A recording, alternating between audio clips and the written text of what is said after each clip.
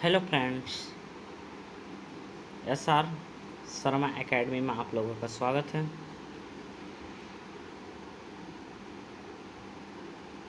तो हम लोग पढ़ रहे थे मूल अधिकार। मूल अधिकार में 6 प्रकार के बताए थे, जिसमें समता का अधिकार था, स्वतंत्रता का, शिक्षा का और फिर शोषण का अधिकार, ये सब बताए थे। आज हम पढ़ेंगे समता का अधिकार। समता का अधिकार किस में है? तो आर्टिकल 14 में। आर्टिकल 14 क्या कहता है? विधि के समझ समता और विधि के समान संरक्षण होना चाहिए। तो विधि के समझ समता जो है कहाँ से लिया गया है? तो ब्रिटिश परंपरा से। कहाँ से? ब्रिटिश परंपरा से। कोई भी व्यक्ति कानून से ऊपर नहीं है, इसका मतलब होता है, ठीक है। इसकी प्रकृति नकारात्मक है, क्योंकि यह राज्य को दो नागरिकों के बीच कोई भी भेद करने से प्रतिबंधित करता है, ठीक है। राज्य का समान संरक्षण अमेरिका से लिया गया है। यह एक सकारात्मक अवधारणा है, क्योंकि परिस्थितियों में राज्य से सकारात्मक की अपेक्षा की जाती है और यह संरचनात्मक विभेद की अनुमति देता है, ठीक है। उच्चतम न्यायालय ने कहा, अनुच्छेद 14 में उल्लेखित विधि का शासन जो है संविधान का मूल संरचना का हिस्सा है। विधि का शासन, ठीक है। इंदिरा शाह ने बाद 1992 में कहा, विधि का शासन को मूल संरचना के हिस्से के रूप में वर्णित किया गया है। इसका अपवाद जो है, समता का अपवाद कुछ नीति निर्देशक राज्य के तत्व हैं पर लागू होते हैं, और भारत के राष्ट्रपति, राज्यों के राज्यपाल, संसदों और विधायकों, विदेशी राजनयिकों को उपलब्ध उन्मुक्तियों या छूट देता है, ठीक है। वहीं आर्टिकल 15 क्या कहता है? धर्म, मूल वंश, जाति, लिंग या जन्म के आधार पर विभेद का प्रतिषेध करता है, ठीक है। आर्टिकल 15 के क्लॉज 1 के अनुसार अगर राज्य द्वारा किसी नागरिक के साथ धर्म, मूल वंश, जाति, लिंग, जन्म स्थान या इनमें से किसी भी के आधार पर भेदभाव नहीं किया जाएगा, ठीक है। वहीं क्लॉज 2 क्या कहता है? नागरिकों को समान आधार पर अन्य नागरिकों के साथ भेदभाव करने से रोकता है, ठीक है। अपवाद, राज्य के निम्नलिखित प्रावधान, विशेष प्रावधान किए गए हैं, जैसे अनुसूचित जाति, अनुसूचित जनजाति, ये सब जो है संविधान संशोधन अधिनियम 1951 द्वारा अनुच्छेद 15 के क्लॉज 4 को जोड़ा गया है। इसमें सामाजिक और शैक्षिक रूप से पिछड़े वर्गों का 93 संशोधन अधिनियम 2006 द्वारा अनुच्छेद 15 के क्लॉज 5 के रूप में जोड़ा गया है, ठीक है। नागरिकों का आर्थिक रूप से कमजोर वर्ग, इसमें क्या कहता है कि 103वें संशोधन अधिनियम 2006 द्वारा अनुच्छेद 15 के क्लॉज 6 के रूप में जोड़ा गया है, ठीक है।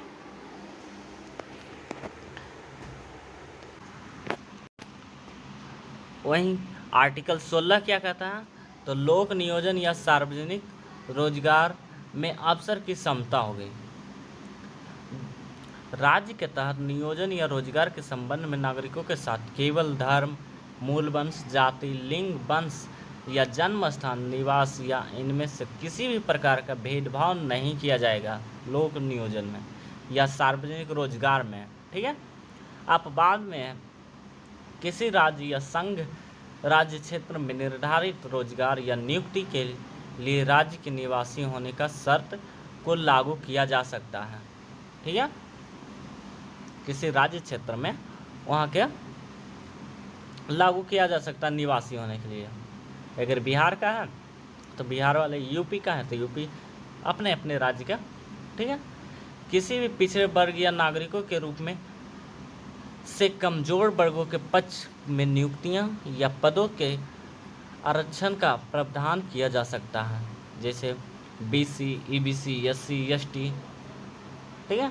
ये सब के लिए पदों का आरक्षण किया जा सकता है।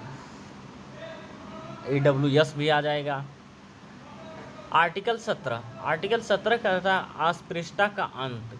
यह अस्पृश्यता को समाप्त करता है और संसदों को दंडनीय अपराध घोषित करने का अधिकार देता है अस्पृश्यता का। ठीक है। इस प्रावधान को लागू करने के लिए संसद 2 सक्षम कानून बनाए। पहला सिविल अधिकार संरक्षण अधिनियम 1955, इसका पहले नाम था अस्पृश्यता अधिनियम 1955, तथा अनुसूचित जनजाति या अनुसूचित जाति अधिनियम 1989, ये अस्पृश्यता का कानून बनाया था। ठीक है। अनुच्छेद 17 जो है निजी व्यक्ति के विरुद्ध भी उपलब्ध है। वहीं आर्टिकल 18 कहता है उपाधियों का अंत। राज्य द्वारा सैन्य या शैक्षणिक विशिष्टता संबंधी सम्मान के अलावा कोई अन्य उपाधि नहीं की जाएगी। इसके अनुसार कोई भी नागरिक को जो भारत का नागरिक नहीं है, राज्य के अधीन किसी लाभ के पद पर हैं, तो वह राष्ट्रपति की सहमति के बिना किसी भी विदेशी राष्ट्र से कोई उपाधि या उपहार नहीं स्वीकार करेगा। ठीक है। अब बात करते हैं स्वतंत्रता का अधिकार। स्वतंत्रता का अधिकार कहाँ से कहाँ तक है? तो 19 से 22 तक। ठीक है। 19 से 22 तक। तो 19 में क्या कहता है? वाक और बोलने का स्वतंत्रता। सभी नागरिकों को 6 अधिकारों की गारंटी दी गई है। राज्य के इन 6 अधिकार कौन कौन से हैं जो आर्टिकल 19 में उल्लेखित हैं, उसकी बात करते हैं। ठीक है। तो पहला वाक्य या अभिव्यक्ति की स्वतंत्रता का अधिकार, जिसमें क्या क्या आ जाएगा? तो प्रेस की स्वतंत्रता, अपने विचारों को प्रचार करने की स्वतंत्रता, टेलीफोन पर बातचीत, बंद के विरुद्ध प्रदर्शन करने की, और चुप या मौन रहने की भी स्वतंत्रता, ये क्लॉज ए में आएगा। ठीक है। क्लॉज बी में क्या आएगा? तो शांतिपूर्वक और बिना हथियार के सम्मेलन का अधिकार। ठीक है। जैसे जनसभाओं में प्रदर्शन का अधिकार, हड़ताल नहीं इसमें आएगा। केवल सार्वजनिक भूमि पर ऐसी प्रदर्शनियों का अधिकार।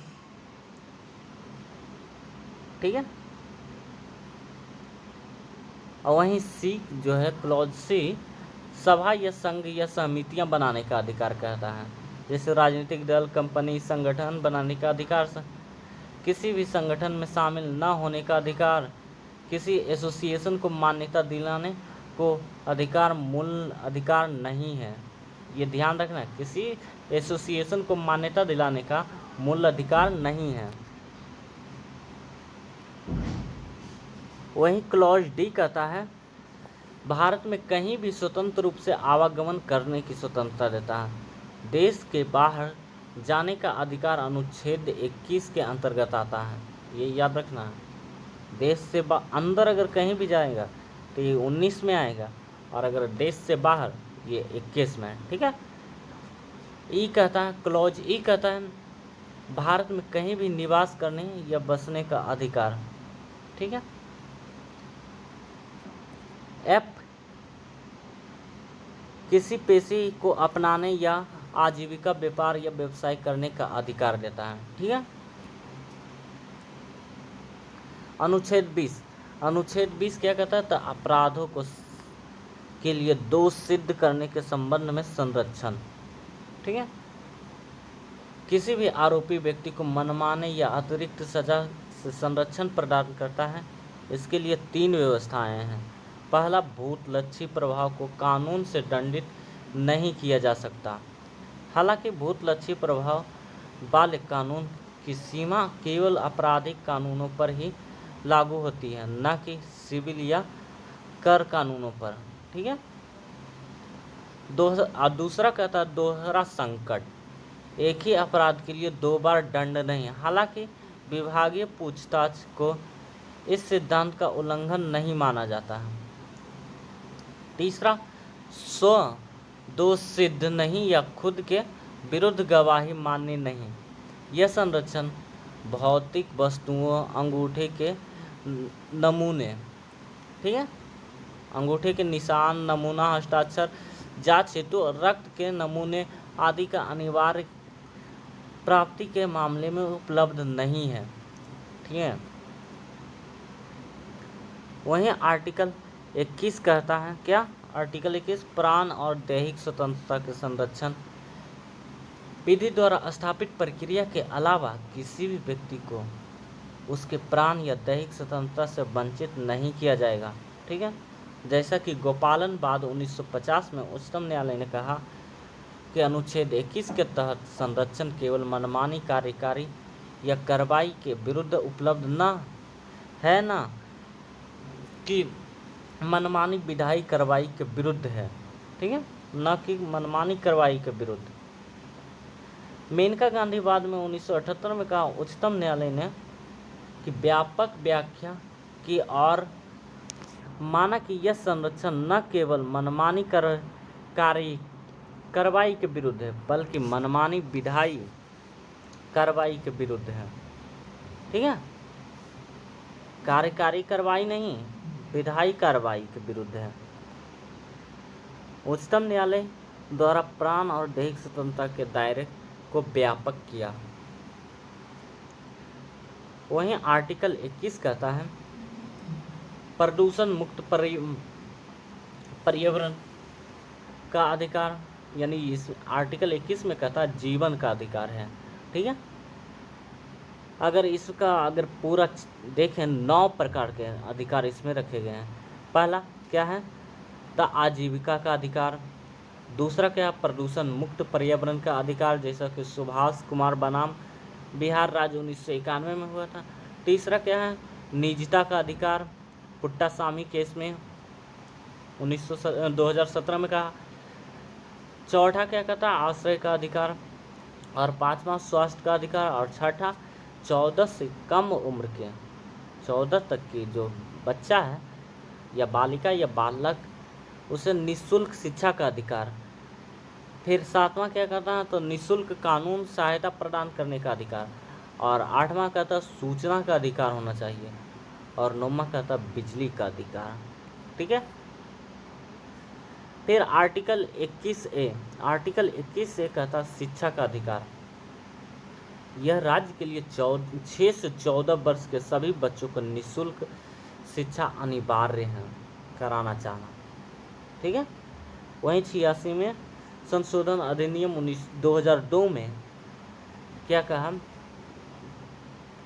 आर्टिकल 21A को जोड़ा गया और उसमें संसद द्वारा निःशुल्क और अनिवार्य बाल शिक्षा का अधिकार RTE अधिनियम 2009 पारित किया, ठीक है।